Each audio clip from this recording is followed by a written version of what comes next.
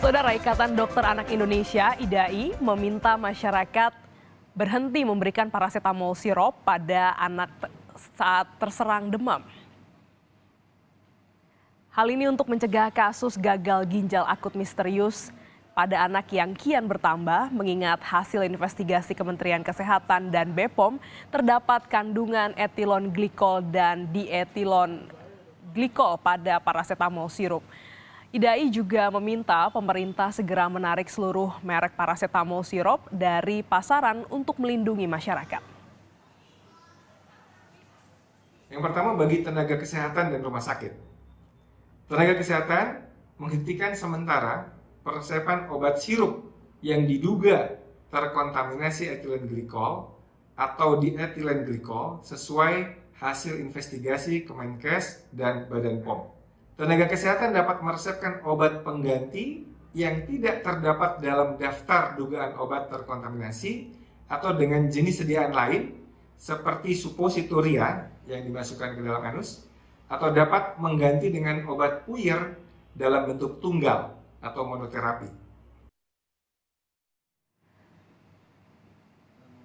Badan Pengawas Obat dan Makanan (BPOM) telah melakukan pengujian dan sampling terhadap jenis obat sirup yang diduga mengandung cemaran etilen glikol dan dietilen glikol. Hasilnya, saudara, BPOM menemukan adanya kandungan cemaran EG yang melebihi ambang batas aman pada 5 produk, yaitu Thermorex sirup obat demam, Flurin DMP obat batuk dan flu, Unibaby cough sirup obat batuk dan flu, Unibaby demam sirup obat batuk, dan Unibaby demam drops obat demam.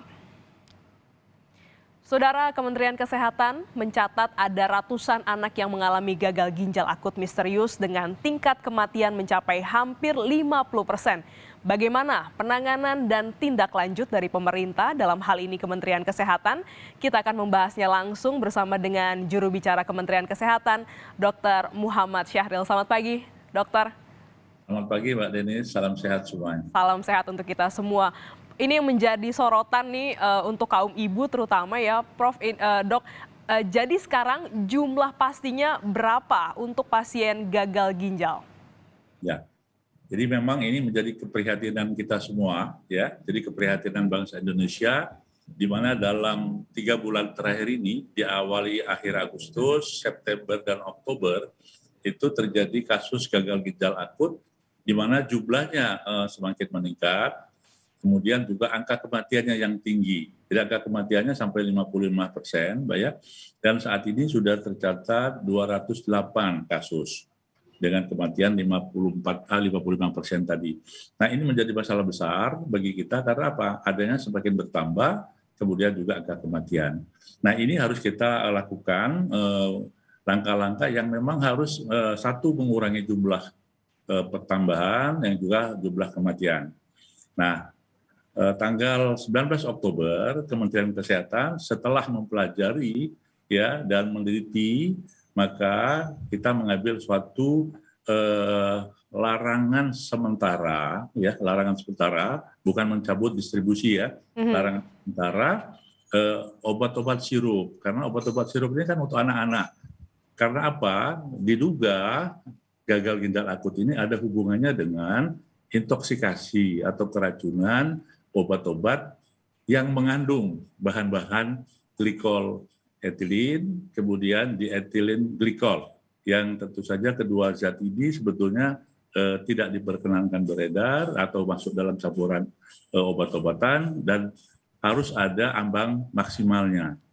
Nah, untuk itu kita melakukan larangan sementara supaya apa? Dalam pengkajian penelitian lanjutnya kita akan menemukan mana sih obat-obat yang memang betul-betul menjadi penyebab gagal ginjal akut ini, Mbak.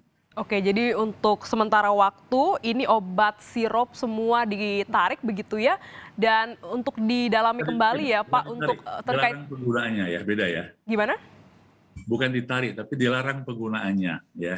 Beda. Dilarang penggunaannya. Nah, ini apakah sudah diketahui secara pasti sumber penyebabnya adalah etilen glikol dan dietilen glikol ini, Pak? Ya, jadi beberapa pengalaman dan juga penelitian awal ini dan juga kandungan diethylene glikol maupun ethylene glikol ini dalam farmakum memang menjadi bahan yang berbahaya, ya. Nah, bahan ini adalah bahan campuran, Mbak ya, campuran untuk suatu obat itu bisa menjadi sirup. Tetapi tidak semua sirup juga mengandung itu, ya. Nah, tentu saja ini kita menunggu penelitian dari Kementerian Kesehatan, Badan POM maupun yang terkait untuk memastikan agar tidak terjadi lagi penambahan kasus dan juga korban. Menyelamatkan anak-anak kita karena kasus ini menyerang anak-anak di bawah 18 tahun, utamanya umur balita. Ya. Larangan ini akan berlaku sampai kapan, Pak? Ya, sementara dalam arti kata menunggu penelitian yang sedang berjalan dan mudah-mudahan dalam waktu dekat, dalam minggu ini atau minggu depan itu sudah kita umumkan.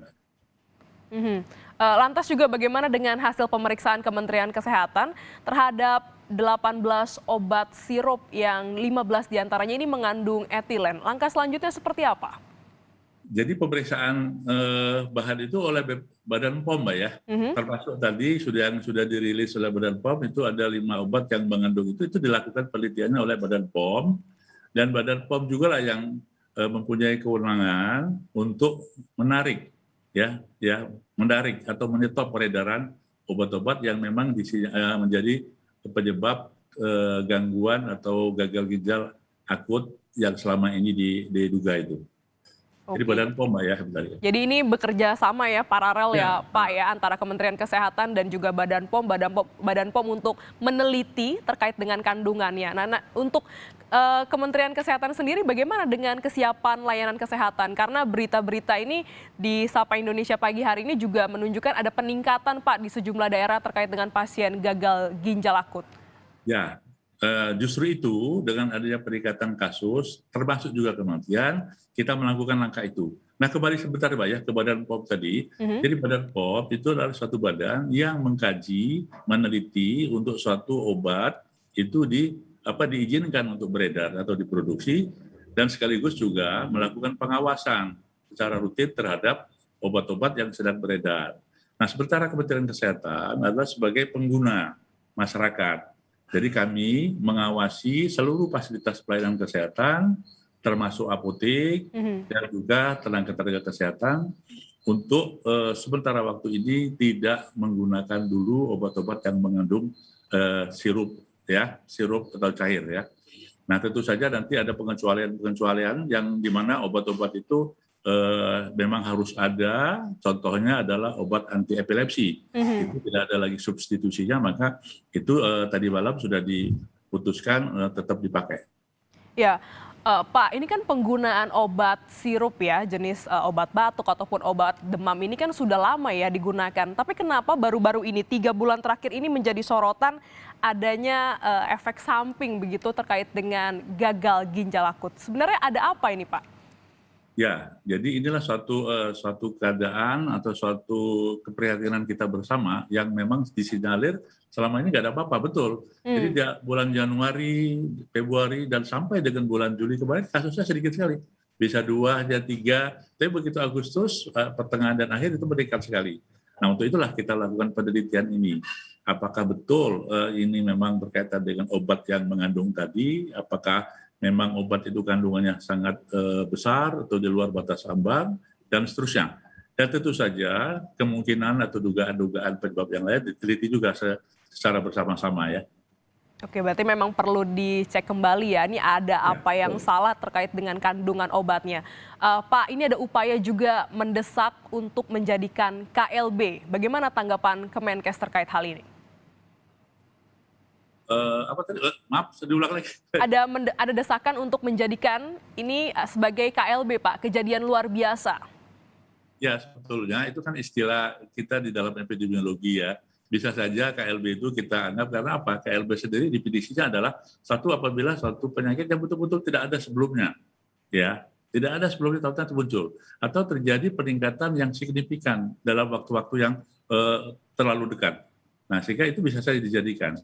Dan saat ini pun ini menjadi masalah kita, kedaruratan ini kita harus disikapi sebagai upaya untuk menyelamatkan lebih lanjut gitu kan. Baik, jadi memang ini perlu didalami kembali, masih dalam tahap pendalaman, dan untuk sementara Kementerian Kesehatan memberikan larangan untuk tidak menggunakan ya Pak ya obat sirup jenis apapun dalam penggunaannya kepada anak-anak khususnya. Baik, terima kasih Bapak Muhammad Syahril, juru bicara Kementerian Kesehatan telah bergabung di Sapa Indonesia Pagi. Sehat selalu Pak.